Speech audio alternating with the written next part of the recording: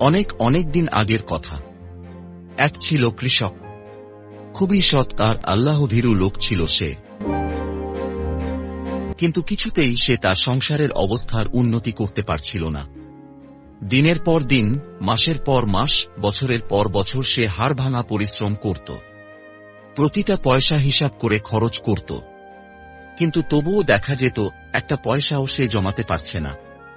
সারা জীবন পরিশ্রম করেও তার মনে হলে আগে যেমন ছিল তার অবস্থা এখন তেমন আছে, কোনো উন্নতি হয়।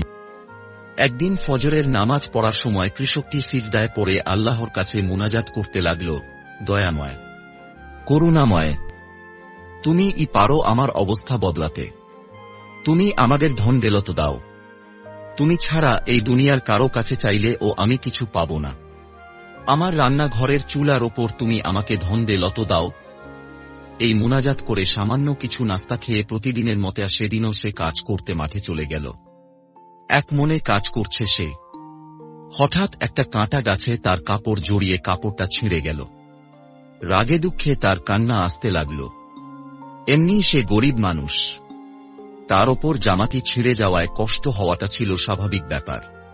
সে কোদাল চালিয়ে কাঁটা গাছটি শেকড় শুদ্ধ উপরে ফেলতে লাগলে হঠাৎ কেন কিছুর সাথে তার কোদাল লেগে ঝনঝন শব্দ ভেসে উঠলে। চাষি দেখল একটা তামার কলস। তার ঢাকনা খুলে সে অবাক হয়ে গেল। স্বর্ণ টাকায় কলস পুরা ভরা।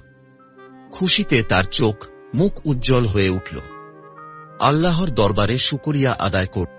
কিন্তু কয়েক মিনিট পর তার মনে পড়ল সে টাকা চেয়েছিল রান্নাঘরের চুলার ওপর, কিন্তু তা পাওয়া গেল মাঠের জমির নিচে। সে বলল, আমি এই টাকা নেব না। আল্লাহ যদি আমাকে টাকা দিতেই চান তবে চুলার ওপরই দিতে হবে। এরপর সে বাড়ি চলে গেল। কলস ভর্তি টাকা সেখানেই পড়ে রইল। বাড়িতে গিয়ে সে তার স্ত্রীকে সব কথা খুলে বললে। সে এসব কথা শুনে রেগে আগুন। বলে, কি এমন বোকা ও আছে আল্লাহর দুনিয়ায়? কিন্তু সেই একই কথা। কৃষক রাতে যখন ঘুমিয়ে পড়ল তখন তার স্ত্রী তার এক প্রতিবেশীকে সব কথা জানিয়ে বলল, আমার স্বামী দুনিয়ার সবচেয়ে বোকা মানুষ। এক কাজ করো, তুমি গিয়ে টাকাগুলো নিয়ে এসো। তোমার অর্ধেক আমার অর্ধেক। প্রতিবেশী মহা খুশি।